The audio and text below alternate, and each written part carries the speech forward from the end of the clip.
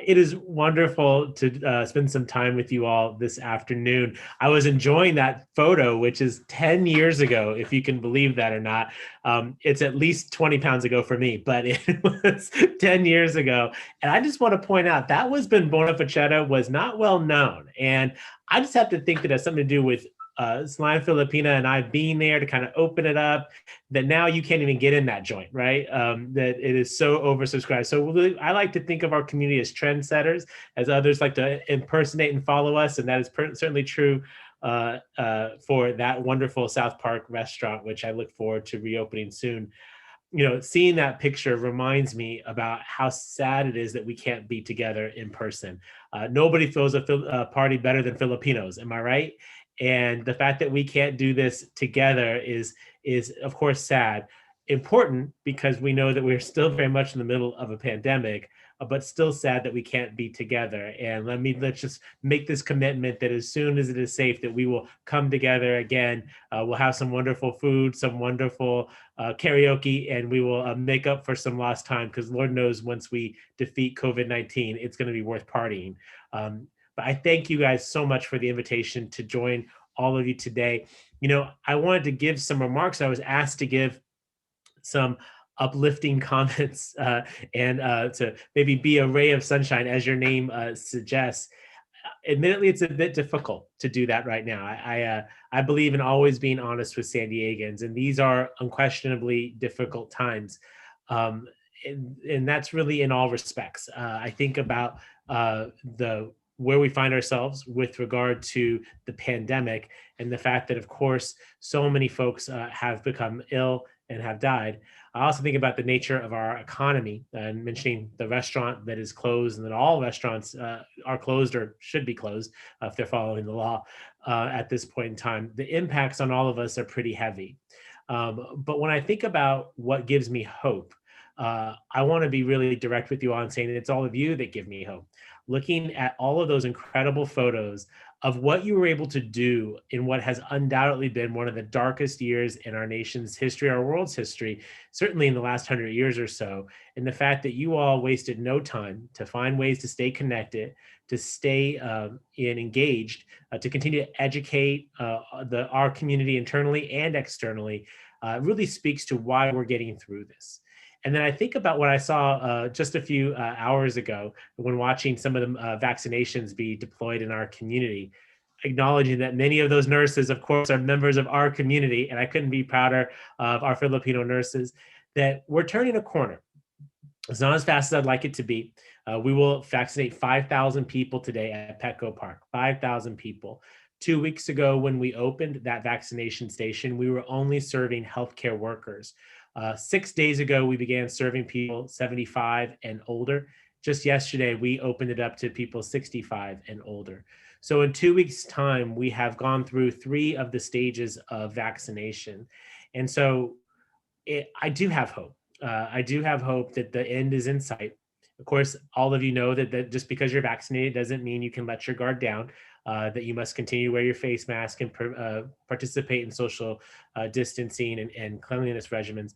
But when we think about where we were about a year ago, when we first heard about this virus in China that may have made its way to Northern California, we couldn't have anticipated having a viable vaccine that would allow us to hope that sometime later in the spring or early summer, that we might be able to start reopening things in a fashion that more resembles where we were in early 2020. I'm also given hope by the fact that this last week, we have seen a changeover in federal leadership. And while we are a nonpartisan group here today, I think we can all agree that we needed some new leadership to really invigorate some hope that we can bring some change to many of the policies that we've been facing.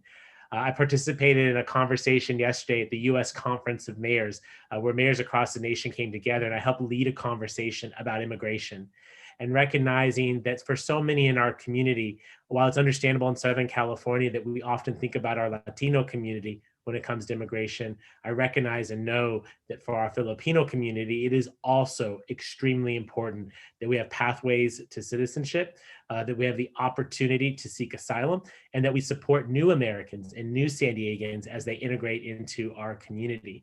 And all of that is now much more possible because the conversation is just extremely different. And so whether it's this organization, whether it's the passing out of vaccines that I was witnessing just a little bit ago, or if it is the fact that we have new invigorated leadership that I think is going to work well for San Diego, I have a lot of hope. And we're going to need to hold on to that hope because, as I mentioned, the reopening of things is not going to be for many more months. Let me say a number of more months. I don't want to say a few, but a number of more months. And our economy is always going to lag, right? Once the businesses reopen and people go back to work, it will still take some time for our economy to sort of regain its steam. And so what that means for San Diego is that we are currently facing about a $150 million budget deficit. To put that into some context, because $1 million to any of us is a lot of money, right? But in the context of the budget for the eighth largest city in the country, it doesn't feel that way. But in context, we spend about that much to run our park and recreation department for a year. Meaning to say that if we shut down all of our parks and all of our recreation centers for an entire year, we could just barely cover the gap in our current budget. It's a way of saying it's really big. And it's going to cause us to have a lot of hope, to have to sort of band together, much as we have done during the pandemic, to get through the second part. We can deal with the health crisis, then we have to deal with the economic crisis. And then once we have done that, which I'm confident that we can go back to tackling the big issues that face us. And I mentioned immigration a moment ago, but I want to really mention the homelessness and housing crisis that we face. Because what's interesting to me is I go about the city in this role as your mayor, that people actually continue to bring up housing and homelessness as their top concern. And I think that that's important to note because we are dealing with a pandemic that is literally killing thousands of our fellow San Diegans. And then we have an economic crisis that has roughly 1 in 10 San Diegans out of work. And yet, despite those two very significant things, people continue to tell me they see way too many homeless people on our streets and that too many folks are housing insecure, worried about that next rental increase, or maybe can't foresee being able to buy a home in San Diego, what is for many of us our hometown.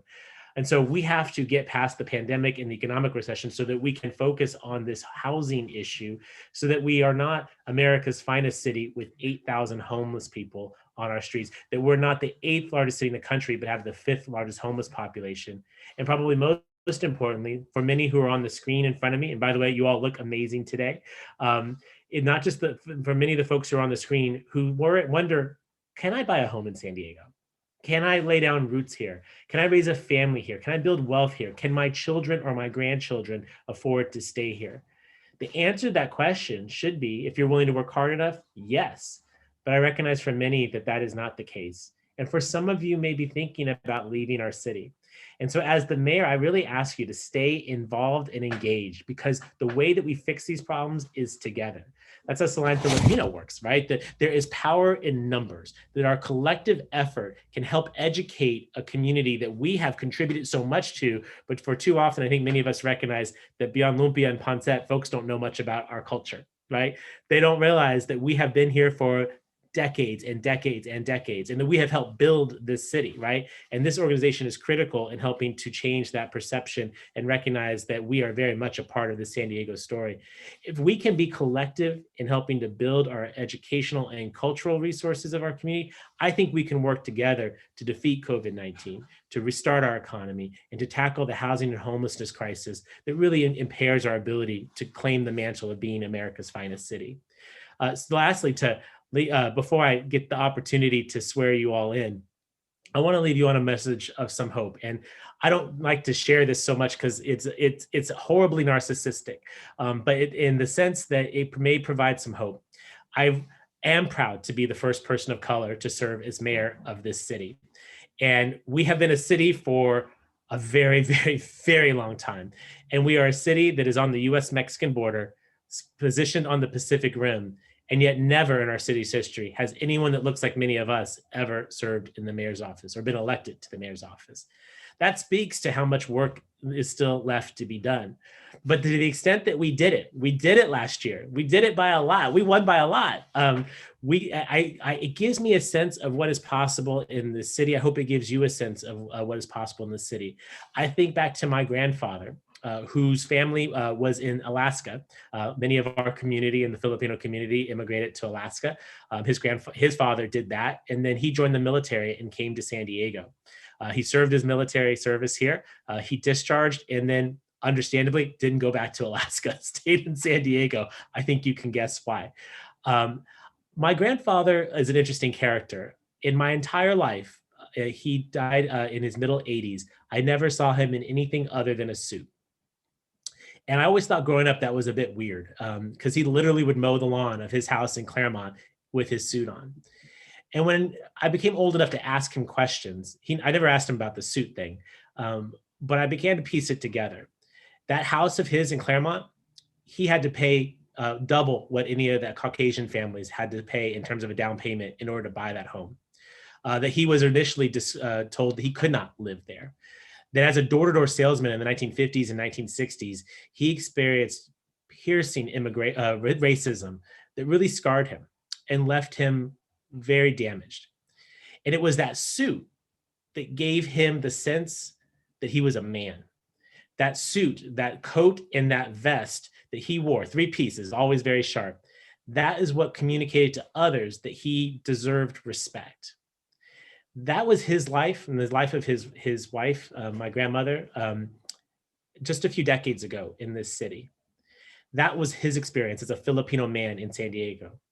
Think about my experience now as a Filipino man in San Diego, that in 2 generations, you could come from being told you don't belong here, you can't live here, you're not wanted here, and that you have to wear this getup, even when it's hot, even when you're mowing your own lawn, in order to convey that you are a human being worthy of respect to his grandson now serving as the mayor of this city, the 8th largest in the country. That's what this country it makes possible. This is what you all helped to make possible. Many of you were involved in this campaign, and I appreciate it. And so whether it's the vaccine, whether it is our Filipino nurses who are making us so proud, whether it is the work that this organization does, or whether it's my family's own story, realizing that my story is reflective and representative of many in our community, I ask you to have hope. I ask you to hang in there. I know it's tough, but the end is in sight. It is on the horizon. And if we can hold together, we will defeat these current challenges. And then really nothing that we face going forward for the rest of our lives will be as difficult as what we have just gone through. So have faith, stay strong, and be proud. I think what we're about to do in this administration will clearly communicate that Filipino Americans are part and parcel of America's finest city, that we would not be a fine city without our collective contributions. And I thank Silayan Filipina for being partners in that effort. And I look forward to working with all of you, including the new board, over the next 8 years to make sure that our city is not just a fine city, but as Joyce mentioned, a truly great city. So thank you for letting me share those thoughts with you. And Joy, if I may turn it back to you, I'll be happy to swear in the board. Okay, thank you so much, Mayor Todd, Gloria. We are so honored that you're here with us today.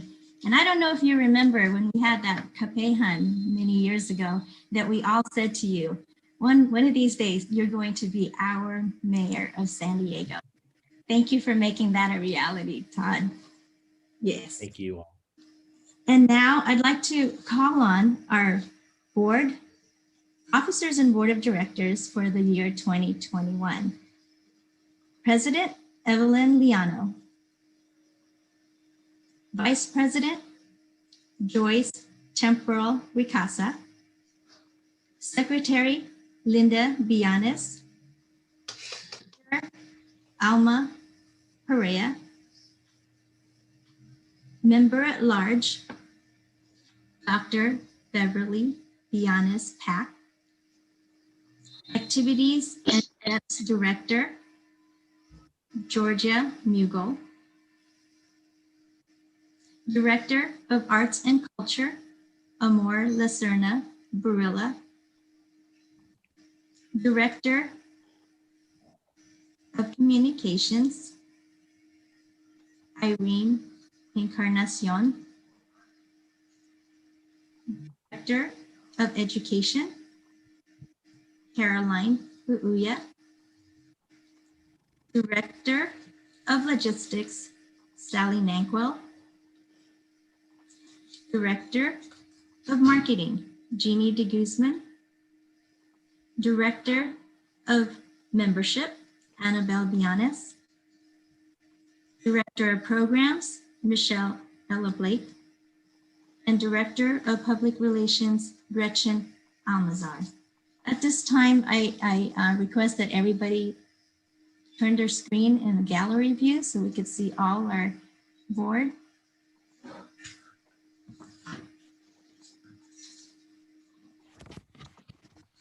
Can everybody do that? Okay. And now, Mayor Todd, it's all yours. I'm so excited to do this. Yes, turn on those cameras, turn off your, turn off the mute. And for the new board members, please raise your right hand and repeat after me. And because it's a Filipino event, I know someone's gonna take a screenshot. So you're gonna wanna keep that face perfect the entire time, right? Okay, all right. Raise your right hand and repeat after me. I state your name and officer position.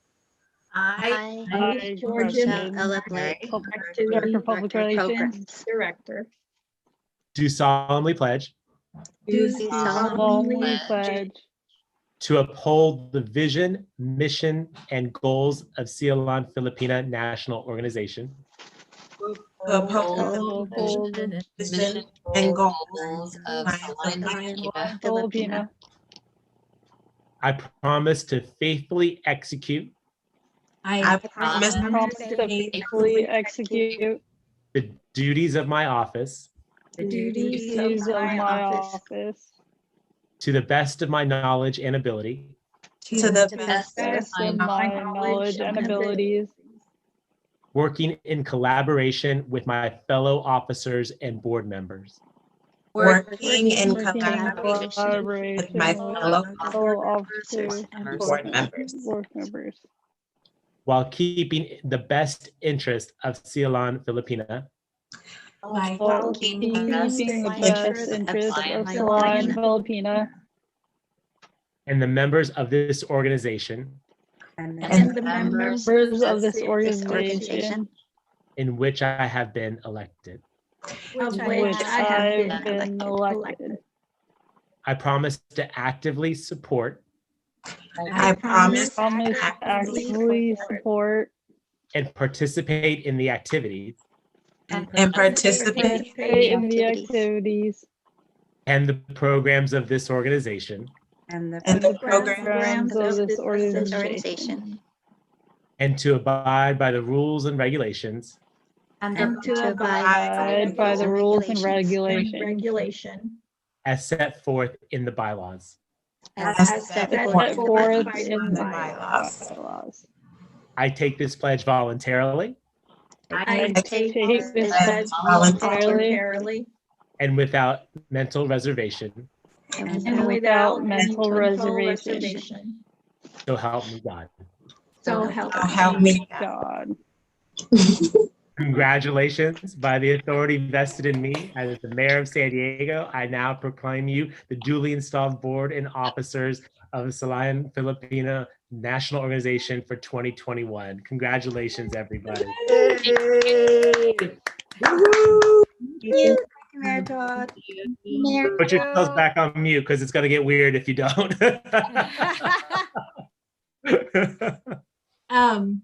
Honorable Mayor Todd, Gloria, thank you so much. I think I can speak for everyone here that we're so excited to be sharing a Zoom screen with you.